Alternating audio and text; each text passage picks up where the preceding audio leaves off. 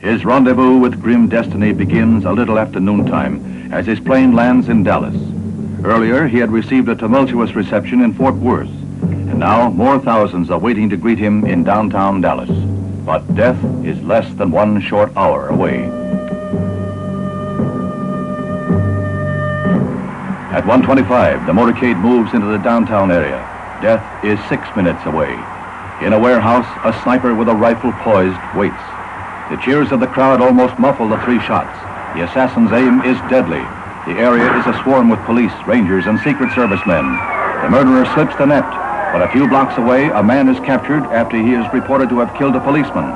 That man is a 24-year-old pro-Castro Texan who once sought Soviet citizenship. He is charged with murder.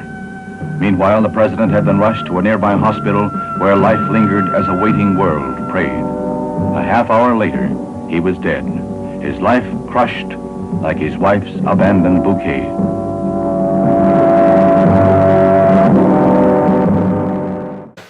So, ladies and gentlemen, we have the acting president, Mr. Lyndon B. Johnson. So, Mr. President, 3 days ago, former president was assassinated in Dallas, Texas. When did you first become the vice president? I was offered the nomination by Kennedy in 1960. Without the support of the Southern Democrats who backed me, Kennedy could not have been elected, so he personally offered me it. So, Mr. President, when did you first hear the news of John F. Kennedy's assassination? I was traveling in the car behind him. He turned on Main Street in downtown Dallas. I wasn't sure who was shot yet, but my assumption was Mr. Kennedy. What was your experience in Dallas like? There was over 150,000 people lined up to see the event. Streets were crowded, people lined up for miles. As soon as I heard the gunshot, they raced me to the Air Force One, where I was told personally Kennedy was shot and he was dead. When did they announce his death? At 1:20 p.m., Malcolm Kidder, the White House press secretary, gave the official announcement to the public on national television. Did they catch the shooter? The police followed his trail. They found bullet shells and a hidden rifle on the 6th story of a nearby school. At 7:10 p.m., he was arrested in the Texas Theater for shooting a police officer. Then later, at 1:30 a.m. the next day, he was charged with the murder of the president. When did you become the acting president of the United States? At 2:38 p.m., I was administered the oath of office on the Air Force One by the federal judge. Where did the plane land? Andrews Air Force Base, Washington, D.C. Kennedy's casket was loaded off the plane for an autopsy. I imagine the plane ride back was very confusing and traumatic, so what did you do when the plane first landed?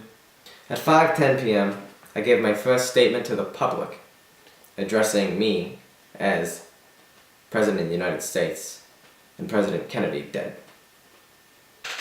So where was Kennedy's funeral? Where? Just gonna sit there? Or you gonna speak? He was shown at the Capitol Rotunda. Over 250,000 people showed to view him. Where was Kennedy buried? He's buried at the Arlington National Cemetery, right next to his brother. He and his brother share the eternal flame in memory of the Kennedy name.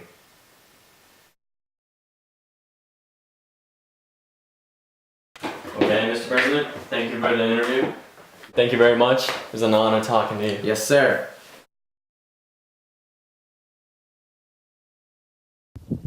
Hello.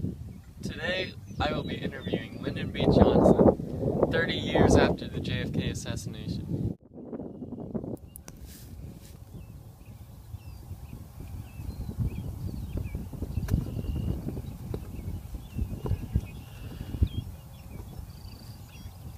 Oh, didn't see it then. My name is Lyndon B. Johnson.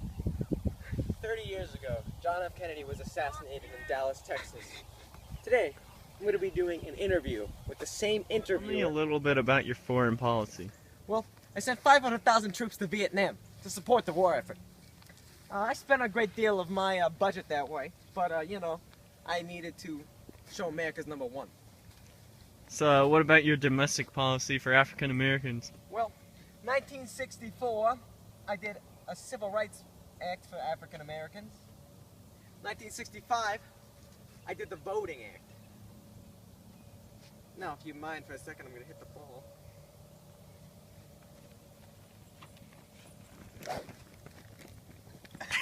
About the children. Well, I started some education acts, you know, to improve the quality of the schools and the quality of learning, you know. So, we got new textbooks, new teachers, really improved the future of America. Now, if you don't mind, I gotta hit the ball.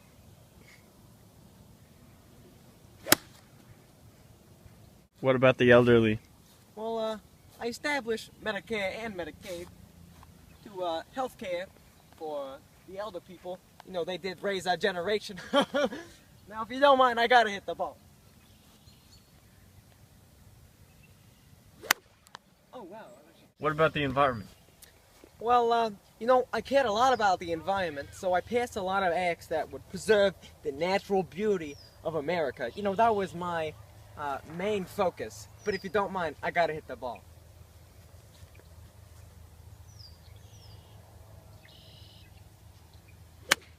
What'd you do about poverty? Well, you know, I did my best to eradicate poverty, but we don't live in a perfect world, so it didn't all work out.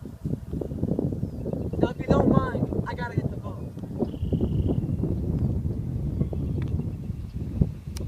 Wow, that's a good shot. Do you think you did a good job filling in for JFK as president? Well, JFK was an excellent man. He had it all. The looks, the wealth, the power. But, you know, unfortunate events are unfortunate. And I did my best as president and fulfilled my presidential duties to improve America.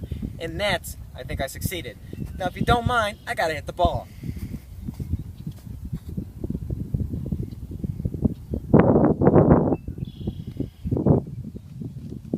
You shot 182 on 9 holes.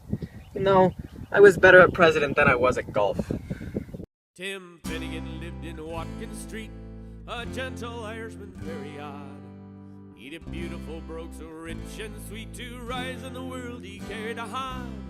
See, Tim had a sort of a tippling way. With the love of the liquor, poor Tim was born.